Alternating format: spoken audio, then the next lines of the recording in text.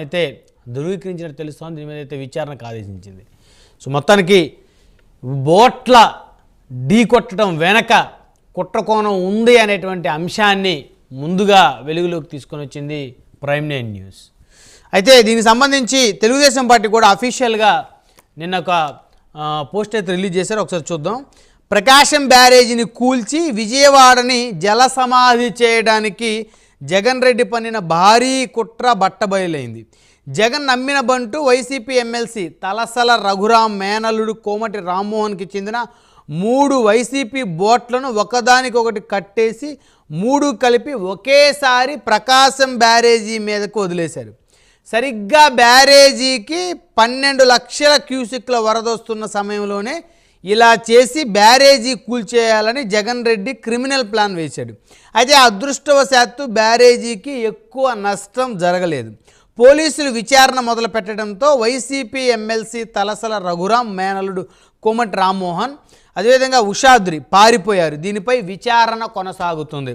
అంటే ఈ ప్రకాశం బ్యారేజీని ఢీకొట్టినటువంటి బోట్లు ఏవైతే అవి ఉద్దేశపూర్వకంగానే 12 లక్షల క్యూసిక్ వాటర్ వస్తున్నటువంటి సమయంలో బ్యారేజీ గేట్లను ఢీకొట్టినటువంటి క్రమంలో అక్కడ కనుక బ్రేక్ అయితే ఆ వాటరు చంద్రబాబు నాయుడు గారి ఇంటిని ముంచెత్తాలి, విజయవాడ నగరం మునిగిపోవాలి అనేటువంటి ఉద్దేశంతో చేశారనేటువంటిది అయితే తెలుగుదేశం పార్టీ అయితే పెద్ద ఎత్తున ఆరోపణ చేస్తూ ఉంది.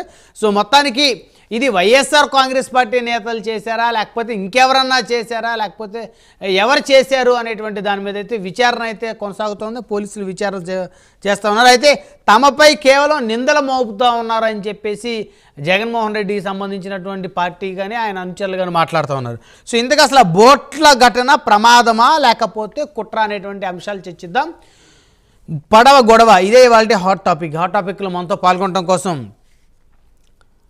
కోన రవికుమార్ గారు తెలుగుదేశం పార్టీ ఎమ్మెల్యే మనతోటి జూమ్ కాల్లో అందుబాటులో ఉన్నారు. అదేవిధంగా అబ్దుల్ గఫూర్ గారు సిపిఎం మాజీ ఎమ్మెల్యే మనతోటి జూమ్ కాల్లో అందుబాటులో ఉన్నారు. అదేవిధంగా ఎంఎస్ పార్థసారథి గారు భారతీయ జనతా పార్టీ మాజీ ఎమ్మెల్యే మనతోటి జూమ్ కాల్లో అందుబాటులో ఉన్నారు. అదేవిధంగా నారాయణమూర్తి గారు వైఎస్ఆర్ కాంగ్రెస్ పార్టీ రాష్ట్ర గ్రీవెన్స్ విభాగం అధ్యక్షుడు వారు కూడా మరికొద్దిసేపట్లో మనతోటి జూమ్ కాల్లో జాయిన్ అవుతారు. రైట్, ముందుగా అబ్దుల్ గఫూర్ గారితో మాట్లాడదాం. సిపిఎం ఎక్స్ ఎమ్మెల్యే అబ్దుల్ గారు, గుడ్ మార్నింగ్ అండి. Good morning. సో పడవ గొడవ అయితే ఈ బోట్లు 3 బోట్లు ఒకేసారి బ్యారేజీ ఢీకొట్టడం వెనక, గేట్లను ఢీకొట్టడం వెనక ఇది కుట్రకోణం దాగి ఉంది. ఇది వైఎస్ఆర్ కాంగ్రెస్ పార్టీకి చెందినటువంటి తలసల రఘురాం మేనల్లుడు, అదేవిధంగా నందిగం సురేష్ మీద కూడా ఆరోపణలు వస్తూ ఉన్నాయి, బాపట్ల మాజీ ఎంపీ. సో వీరి అండర్లోనే ఇది జరిగింది, ఇది కుట్ర అని చెప్పేసి తెలుగుదేశం పార్టీ బలంగా ఆరోపిస్తూ ఉంది. ఏమంటారు? ఇప్పుడు వాస్తవం ఏంటంటే ఆ 3 పడవలు చాలా భారీ వెయిట్ ఉండేటువంటి పడవలు, అవి ఆ రకంగా నదిలో కొట్టుకొని రావడం అనేటువంటిది మరి ప్రమాదమా లేకపోతే ద్రోహమా, విద్రోహ చర్యనా అనేటువంటిది అది పోలీసుల ఎంక్వైరీలో ఉంది. నా వరకు నేను చెప్పదలుచుకుంది ఏమంటే, ఏమైనా అది విద్రోహపూరితంగా చేశారా, ఇంకో రకంగా చేశారా, ఏమైనా బ్యారేజ్కు డ్యామేజ్ జరిగే పద్ధతిలో ఈ 3 పడవలు కొట్టుకొని వచ్చి ఢీకొనడం అనేటువంటిది మాత్రం అది ప్రజలకు సంబంధించిన అంశం.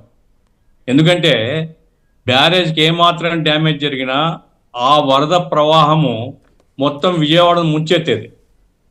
అయితే ఈ బ్యారేజీ ఏదో కావాలని చంద్రబాబు ఇంటి కోసం చేసినారు కాదు, నేను నమ్మను. ఎందుకంటే చంద్రబాబు ఇండ్లు వెనుక ఉంది, ఇప్పుడు డ్యామేజ్ అయితే మొత్తం ఊరు మునిగిపోతుంది. కాబట్టి అది ప్రజలకు వ్యతిరేకంగా చేసినటువంటి చర్య అవుతుంది ఎవరు చేసినప్పటికీ.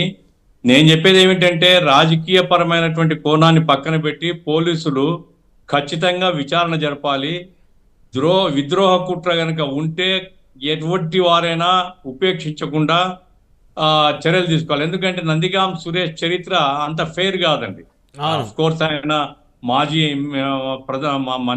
మాజీ ఎంపీ కావచ్చు, పార్లమెంట్ సభ్యుడు అయి ఉండవచ్చు, కానీ అతని ట్రాక్ రికార్డ్ మాత్రం ఏ మాత్రం బాధ్యత ఉండేటువంటి ట్రాక్ రికార్డ్ కాదు ఆ రీతే. ఎందుకంటే అది ఇసుక తవ్వడం కోసం తీసినటువంటివి అయితే మరి కట్టుదిట్టంగా వాటిని భద్రత పద్ధతిలో దాన్ని పక్కన పెట్టుకుని ఉండాలి.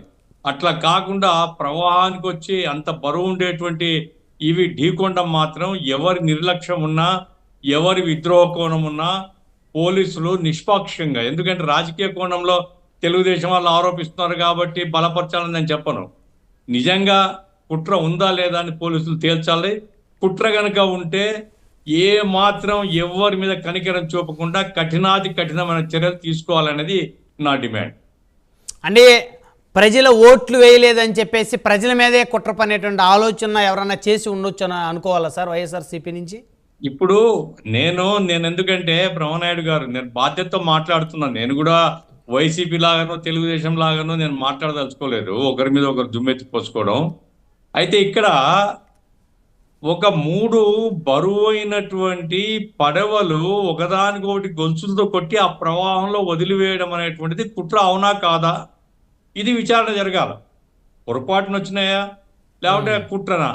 అది కుట్ర గనక ఉద్దేశపూర్వకంగా వదిలినారని మాత్రం ఏ మాత్రం ఆధారాలు వచ్చినా కానీ వైసీపీ కావచ్చు, సురేష్ పర్సనల్ కావచ్చు, తలసిల రఘురామ్ కావచ్చు, who ever he may be, ఇంత ద్రోహపూరితమైనటువంటి ప్రయత్నం చేసినప్పుడు మాత్రం వదలకూడదు. అయితే అది పోలీసులు నిష్పక్షపాతంగా విచారణ జరిపి తేల్చాలంటున్నాను నేను. ఇది మామూలు విషయం కాదండి. అవి మామూలుగా ఏదో చెక్క పడవలో లేకుంటే ఆ తోలుతో తయారు చేస్తారు, అటువంటి నాటు పడవలో కాదు. ఒక బలమైనటువంటి వెయిట్ ఉండేటువంటివి వచ్చి ఢీకొంటే ఆ మొత్తం ఆ కౌంటర్ వెయిట్ పడిపోయింది. కౌంటర్ వెయిట్ విరగడం అనేటువంటిది, సిమెంట్ కౌంటర్ వెయిట్ విరగడం